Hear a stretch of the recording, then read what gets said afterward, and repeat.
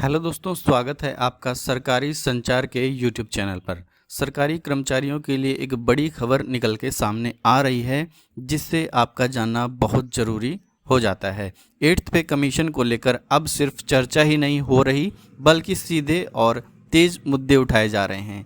इनमें सबसे बड़ा मुद्दा बन चुका है NPS versus old pension scheme.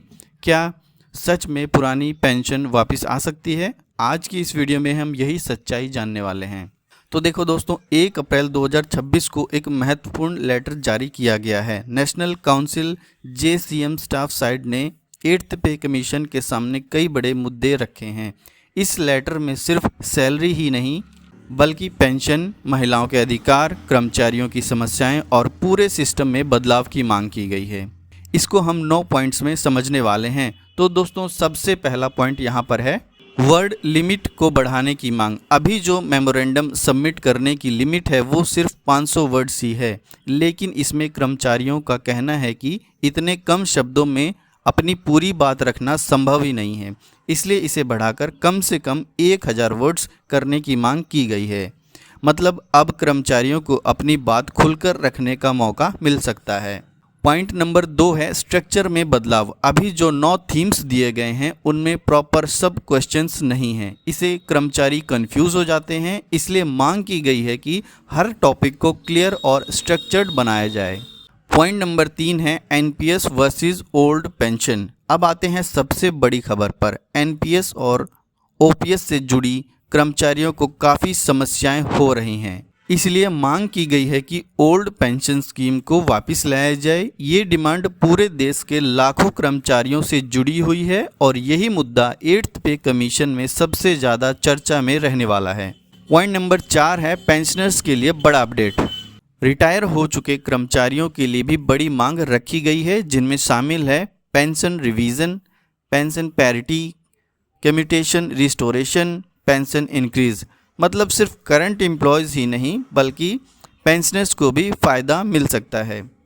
Point number 5 है यहाँ पर वुमेन एम्प्लॉयज़ के लिए नई सुविधाएं। महिलाओं के लिए अलग से वेलफेयर सेक्शन बनाने की मांग की गई है, जिनमें शामिल है maternity benefits, menstrual leave, child care leave, work place safety. यह एक बहुत बड़ा और पॉजिटिव बदलाव हो सकता है। पॉइंट नंबर 6 यहाँ पे है डिपार्टमेंट वाइज इशू। हर डिपार्टमेंट की एक अलग समस्या होती है, इसलिए मांग है कि डिपार्टमेंट स्पेसिफिक इशू भी अलग से सबमिट किए जाएं। इससे पॉलिसी ज़्यादा प्रैक्टिकल बनेगी। पॉइंट नंबर 7 यहाँ पर है डेडलाइन बढ़ाने की मांग। अभी जो लास्ट डेट है उसे बढ़ाकर 31 मई 2026 तक करने की मांग की गई है, ताकि सभी यूनियंस और एसोसिएशंस प्रॉपरली डिस्कस करके मेमोरेंडम दे सकें। पॉइंट नंबर 8 है अटैच्ड साइज बढ़ाने की मांग। अभी फाइल अपलोड लिमिट सिर्फ 2 MB है, इसे बढ़ाकर 10 MB करने की मांग की गई है, ताकि डिटेल्ड डॉक्यूमेंट्स सबमिट किए जा सकें। पॉइंट नंबर 9 है ऑनलाइन प्लस ऑफलाइन सबमिशन। अभी सिर्फ ऑनलाइन सबमिशन होता है, लेकिन अब डिमांड है कि ईमेल से, हार्ड कॉपी से भी सबमिशन अलाउ किया जाए।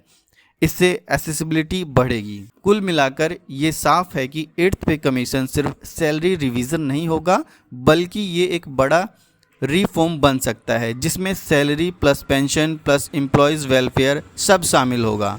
अब बड़ा सवाल ये है कि क्या सरकार इन मांगों को मानेगी और क्या ओल्ड पेंशन स्कीम वापस आएगी।